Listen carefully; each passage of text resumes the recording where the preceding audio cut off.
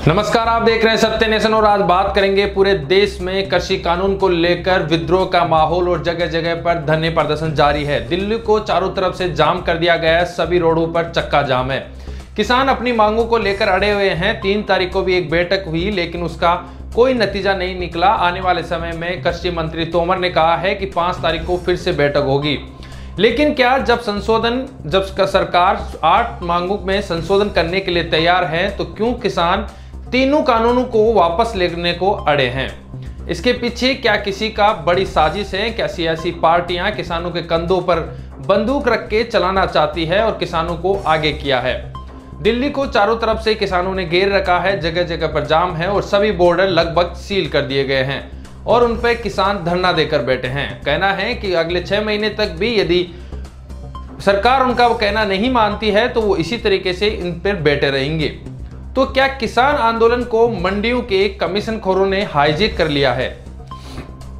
सरकार जब एमएसपी सहित 8 मुद्दों पर संशोधन के लिए तैयार है तो फिर तीनों कृषि कानूनों को रद्द करने की क्यों जिद किसान कर रहे हैं? और तीसरा पॉइंट कि कॉन्ट्रैक्ट फार्मिंग में तो किसान का फायदा ही फायदा है, फिर वो क्यों उसे हटाना चाहते हैं? आंदोलनरत किसानों के प्रतिनिधियों और केंद्र सरकार के मंत्रियों के बीच 5वें दौर की वार्ता 5 दिसंबर को होगी। 4 दिसंबर को जो चौथे दौर की वार्ता हुई उसमें किसानों के प्रतिनिधियों की ओर से उठाई गई आशंकाओं के अनुरूप 8 मुद्दों पर कानून में संशोधन करने पर सरकार की ओर से सहमति जताई गई। इसमें न्यूनतम समर्थन मूल्य यानी कि एमएसपी का मुद्दा भी शामिल रहा। यानी सरकार भी चाहती है कि एमएसपी से कम दरों पर कोई खरीद नहीं होनी चाहिए। किसानों की मुख्य मांग यह है कि यही थी, लेकिन इसके बावजूद भी कुछ किसान लगातार मांग कर रहे हैं कि तीनों कृषि कानून रद्द होने चाहिए। अब सवाल ये उठता है कि जब सरकार किसानों की आशंकाओं को समाप्त कर रही है तब कानून को वापस लेने की जिद क्यों की जा रही है? क्या किसान आंदोलन को कृषि मंडियों में कमीशनखोरों ने हाईजैक कर लिया है? ऐसे कमीशनखोर नहीं चाहते कि मेहनत कर किसान को फायदा हो।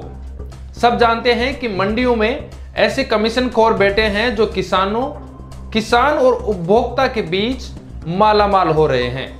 किसान से सस्ती दर पर अनाज खरीदकर उपभोक्ता को महंगी दर पर बेचा जाता है। ऐसे कमीशनखोर 1 रुपया भी नहीं लगाते लेकिन कमीशन के नाम पर करोड़ों रुपए कमाते। अब नए कृषि कानून में ऐसे कमीशनखोरों की भूमिका को समाप्त करने की कोशिश की गई है। जब मेहनत कश किसान अपनी शर्तों पर फसल का कॉन्ट्रैक्ट कर लेगा तो उसे मंडी में जाने की जरूरत ही नहीं पड़ेगी।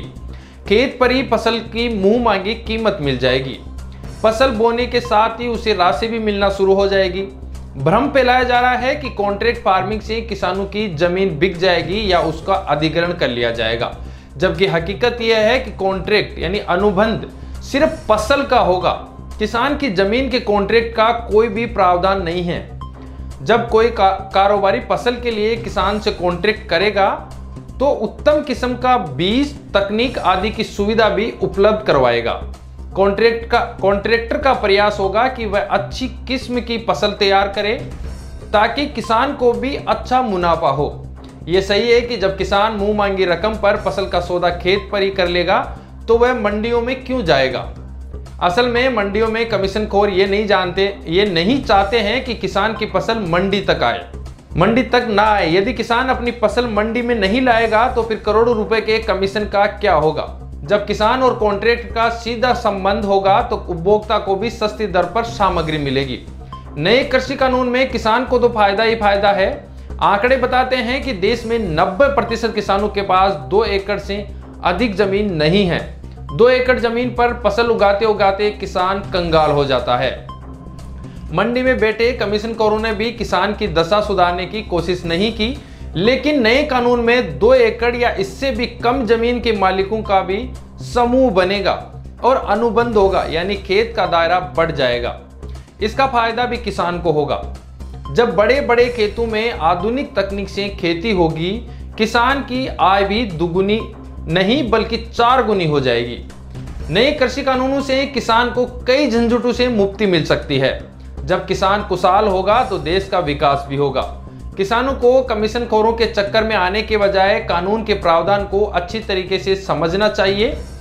किसान ये भी समझे कि पंजाब में मंडी व्यवस्था पर राजनीतिक दलों से जुड़े परिवारों का ही कब्जा है।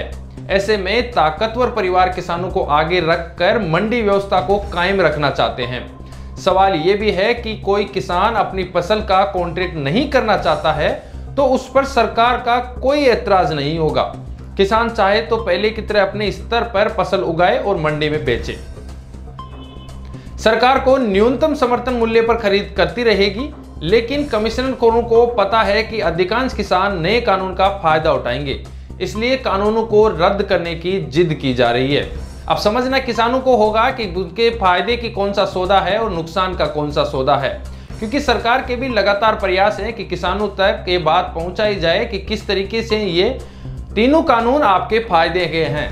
लेकिन सवाल ये भी है कि सरकार अब तक यदि फायदे के कानून हैं तो किसानों को क्यों नहीं समझा पाई, और लगातार किसान इसी बात पे अड़े हुए हैं कि यदि उनके फायदे का सौदा है तो उनको ये समझाया जाए। और किसानों का ये भी कहना है कि यदि किसानों को ये कानून नहीं चाहिए तो जबरदस्ती सरकार उन पर क्यों थोपना चाहती है। समझना किसानों को होगा कि उनके फायदे का सौदा कौन सा है और किस तरीके से यदि कानून आते हैं तो उनको नुकसान होगा। इसको लेकर लगातार धरना प्रदर्शन और विद्रोह जारी है। सरकार का प्रयास है कि किसी तरीके से बीच का रास्ता निकाला जाए। आप लगातार हमारे साथ बने रहिए सत्य नेशन पर। अगली खबर में फिर मुलाकात होगी, तब तक के लिए जय हिंद, जय भारत।